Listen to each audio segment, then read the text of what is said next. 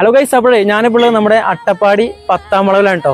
അപ്പൊ ഇന്നിവിടെ 10ാം വളവിൽ വന്നതിന്റെ ഒരു ഉദ്ദേശം എന്താണുള്ളത് ജസ്റ്റ് നിങ്ങൾക്ക് അറിയായിരിക്കും. നമ്മുടെ ബാക്കിൽ തന്നെ കുറച്ച് ആർട്ടിസ്റ്റ് ചിത്രം ഇവിടെ വരക്കുന്നുണ്ട്. അപ്പൊ നമ്മൾ ജസ്റ്റ് ഇവരൊന്ന് പരിചയപ്പെടേണ്ടി വന്നു കേട്ടോ. അപ്പൊ സോഷ്യൽ മീഡിയയിലൊക്കെ അത്യാവശ്യം തിളങ്ങിക്കൊണ്ടിരിക്കുകയാണ് ഇവര്.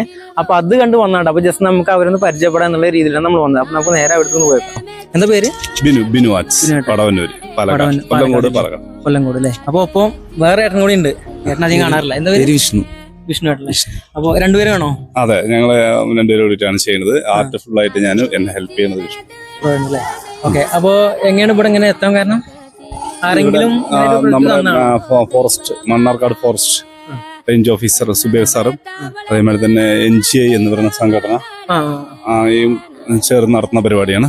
അതിൽ സ്പോൺസറായിട്ട് UGS എന്ന് പറയുന്ന മണ്ണാർക്കാടിന്റെ ഒരു ഗ്രൂപ്പ് ഉണ്ട്. അതുപോലെ തന്നെ ബിനു ആർട്സ് എന്ന് ഞാൻ പൂർണ്ണമായിട്ടും ഈ ചിത്രം ഫ്രീ ആയിട്ടാണ് വരയ്ക്കുന്നത്.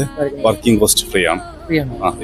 ഇവര് ചേർന്നിട്ടാണ് നമുക്കിത് മറ്റേതിന്റെ മെറ്റീരിയൽസ് കോസ്റ്റ്. പെയിന്റിംഗ് എങ്ങനെയാ? സാധാ എനാമലാണോ? അല്ല, ഇത് അക്കറിലേക്കാണ്.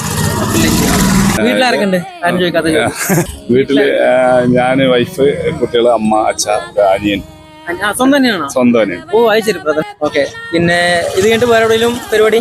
ഇനി പ്ലാനിങ് ആയിട്ടില്ല. ഇപ്പൊ തന്നെ 1.5 മാസത്തോളം ആയല്ലോ ഇതിന്റെ ബാക്കില്. അപ്പൊ ഇത് കഴിഞ്ഞ സ്റ്റുഡിയോ ആണ് വർക്ക്. അപ്പൊ അത് കഴിഞ്ഞിട്ട് ഇത് നമ്മള് കുറേ ഫോട്ടോ എടുത്തതാണ്. പിന്നെ ഇത് വൈൽഡ് ലൈഫിന്റെ ഫോട്ടോസുകളാണ്, എടുത്ത പടങ്ങളാണ്. അത് അട്ടപ്പാടി ബേസ് ചെയ്തിട്ടുള്ള തീമാണ്. ആരായിട്ട് ഉദ്ദേശിക്കുന്നത്?